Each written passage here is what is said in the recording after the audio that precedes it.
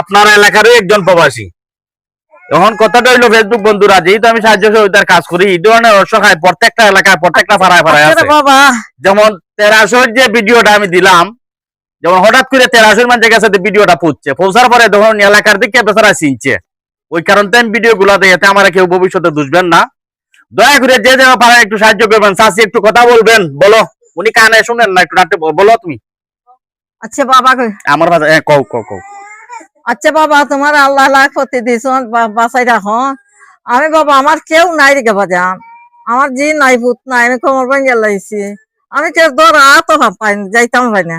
তুমি দিছ বাবা, দয়া করে আল্লাহ তোমার হায়াত রিজিক বরকত দান করে, 1 লাখ দে মাথা যেতেছন।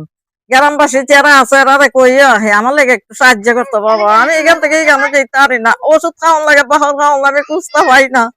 আমার নাই বলতে কেউ নাই। দুইটা ভাই ভূত আছে, ও তো অসহায়, একটা হাত ভেঙে গেছে। ঠিক আছে।